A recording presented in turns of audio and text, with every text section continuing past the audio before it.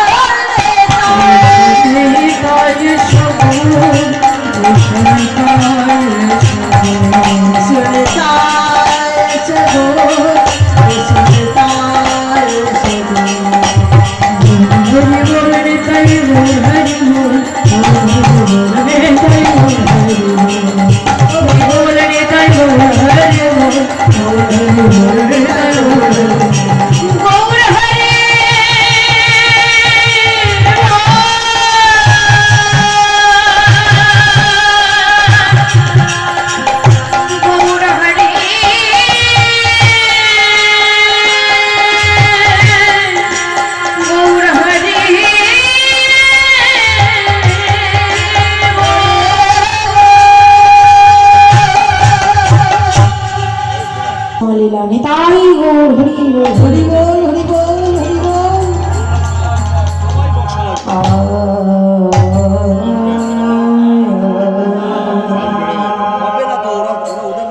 কলি ঘোর তিমে ও হে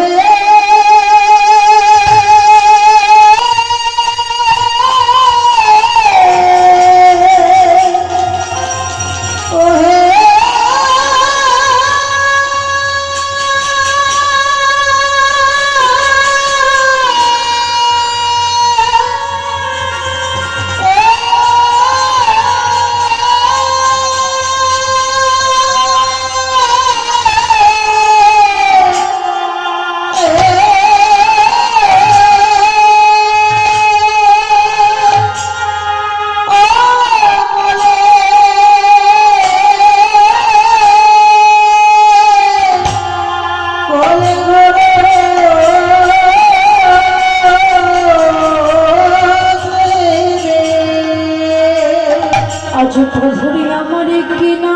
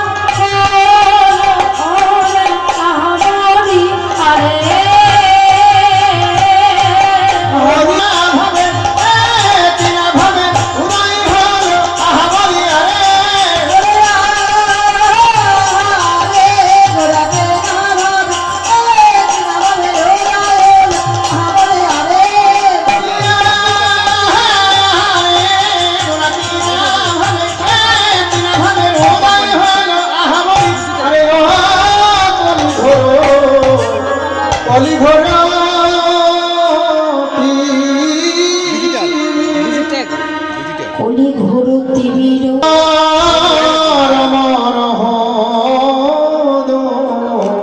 কলি ঘোর তিমি। হাগমন তিমির শব্দের অর্থ কি? তিমির শব্দের অর্থ হলো অন্ধকার।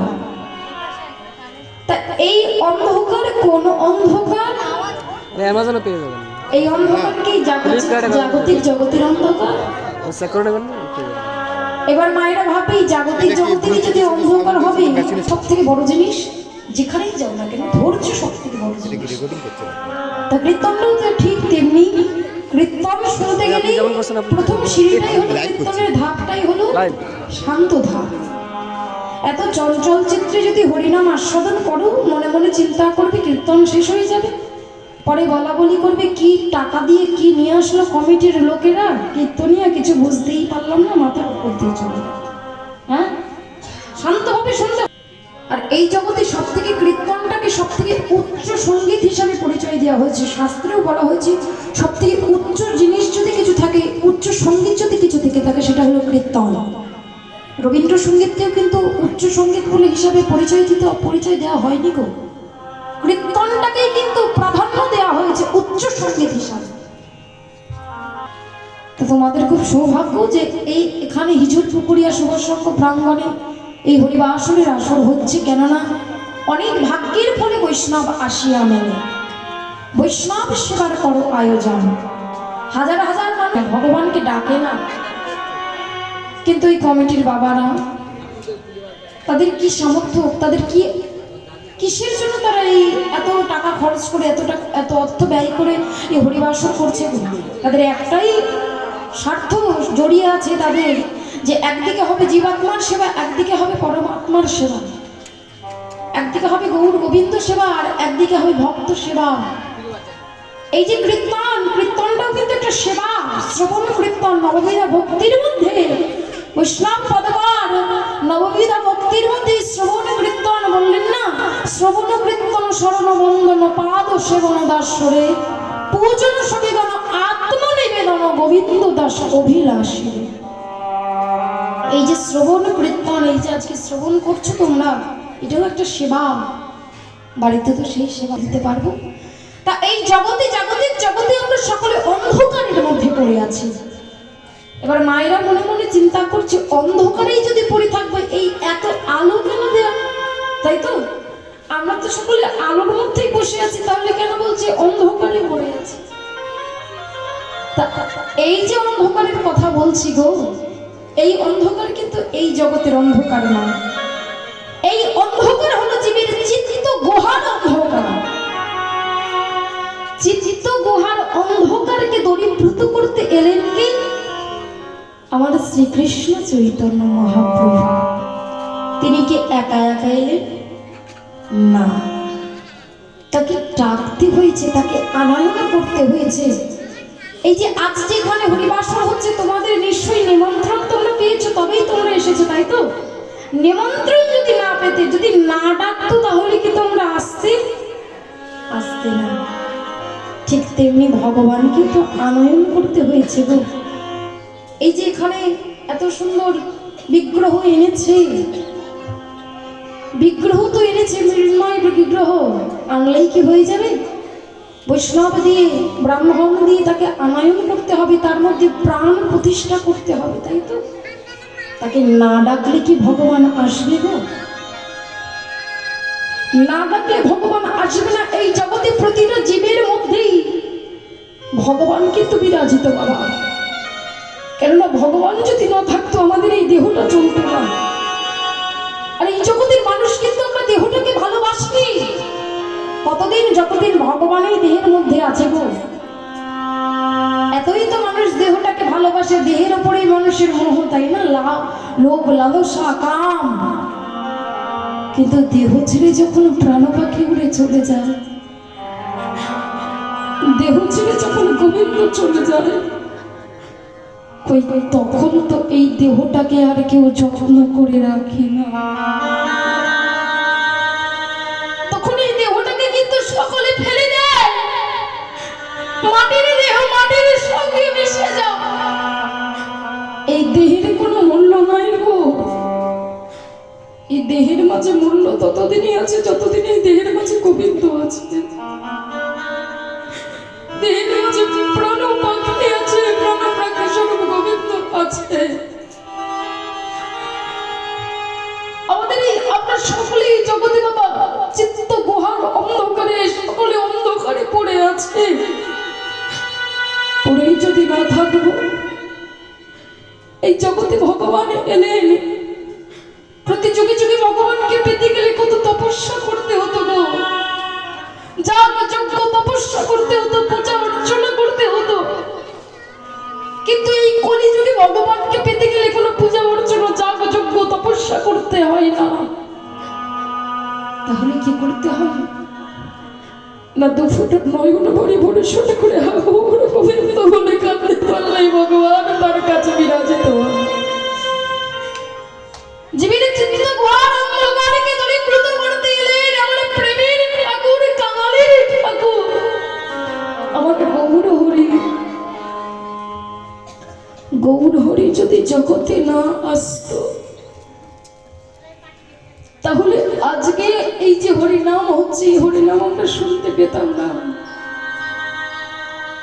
কেননা বৃন্দাবনে কৃষ্ণ বিলুপ্ত হয়ে গেছিল। ভগবান কৃষ্ণকে আবার এই জগতে প্রকাশ করলেন কে? তিনি আমার গৌর হরি, গৌর সন্ধ্যা। কিন্তু গৌর হরি তো এসেছি গো এই ধরার বুকে। গৌর হরিকেও তো আনয়ন করতে হয়েছে। গৌর হরিকে আনয়ন করলেন কি? তিনি আর কেউ নন, তিনি ঠাকুর না ঠাকুর আমার অদ্বৈত আচার্য গোসাই, যিনি মহাপ্রভুর থেকে 52 বৎসরের বড়। প্রতিদিন শান্তিপুর বাবলার ঘাটে তিল তুলসী গঙ্গার জল দিয়ে গৌরকে আনয়ন করতেন, গৌরকে ডাকতেন গৌর হরে, একবার এসো গৌর হরে, একবার এসো। কৃপা করে করুণা করে তুমি এই কাঙালির ঘরে, কাঙালির হৃদয় মন্দিরে এসো গৌর, একটি বার এসো, একটি বার এসো গৌর হরে, একটি বার এসো গৌর এসো হে।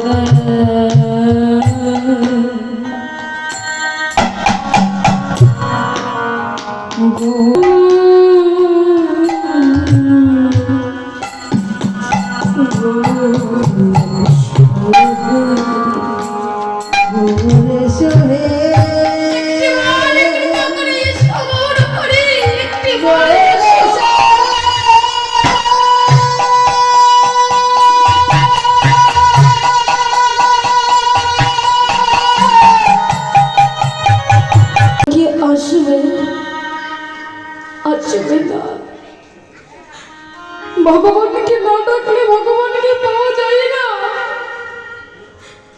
এই জগতে যদি কিছু পেতে হয় আগে কিছু দিতে হয়। তুমি গৌরকে যদি কিছু না দাও, ভগবানকে যদি কিছু না দিয়ে ভগবানের কাছে যদি তুমি শুধু চেয়ে যাও, ভগবানকে কিছু দেবে গো গৌর হরে। আমি যেমন কাঙাল গৌর হরে,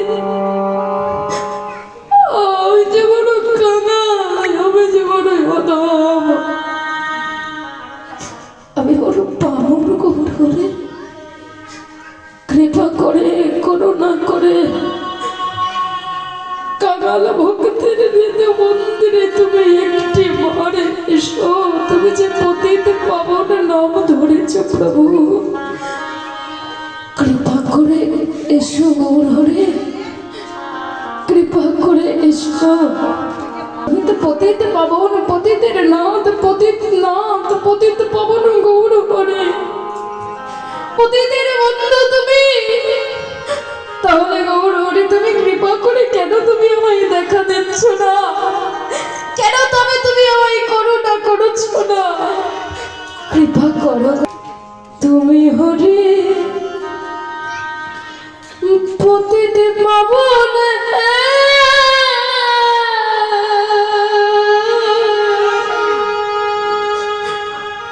দয়া করো মোর কৃপা করে দয়াল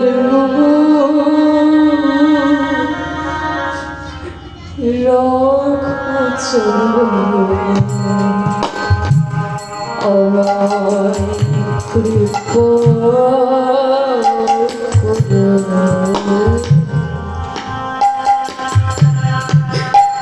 দয়াল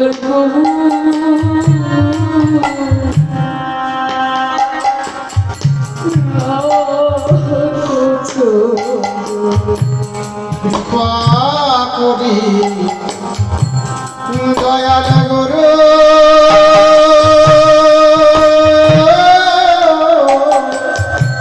রাখো চরণে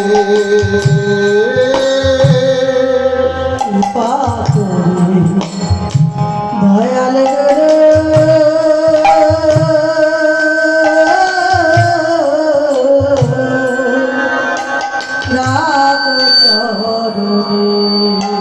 তুমি কৃপা করি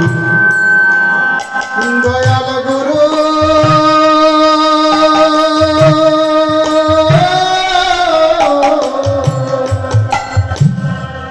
রাখো চরণে তুমি নাকি দয়াল শিরোমণি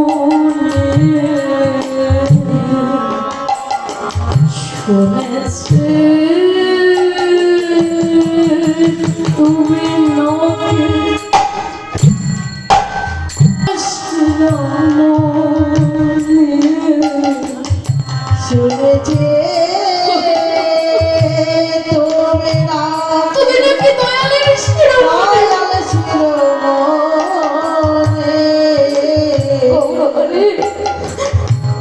শুনেছে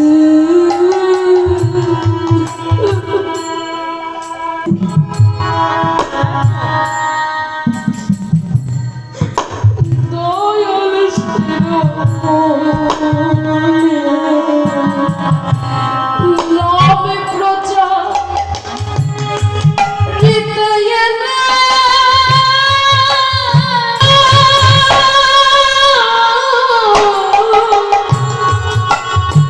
ওয়ে প্রেমের খোবে জীবন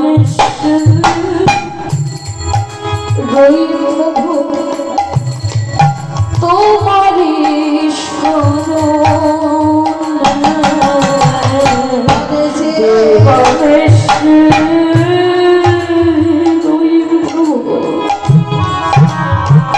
আমি তোমারি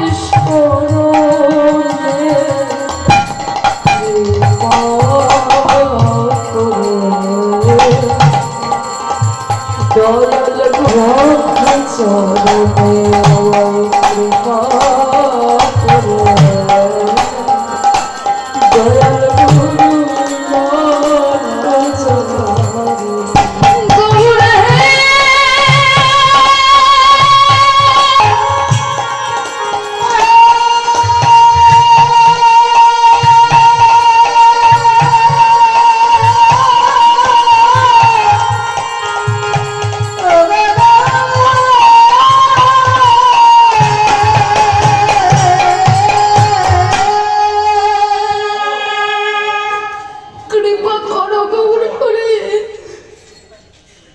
করো করো একটি বারে কৃপা করে একটি বারে করুণা করে এই অদম ভক্তের হৃদয় মন্দিরে এসো প্রভু একটি বারে এসো। যদি ডাকে ভগবান কি না ডেকে না এসে থাকতে পারে গো মা? প্রতিদিন যখন দিন তুলসী বক্ষার জল দিয়ে ভগবান ডাকতেন, ভগবানকে ডাকতেন অদ্বৈত আচার্য। ভগবান আর না এসে থাকতে পারলেন না। এই কলিযুগে তিনি সাধনকে যিনি সাধন করলেন তিনি আর কেউ নন, তিনি ঠাকুর আমার অদ্বৈত আচার্য দোষায়। তাই লীলাই বলছে দেখো দেখো আজি অসাধারণ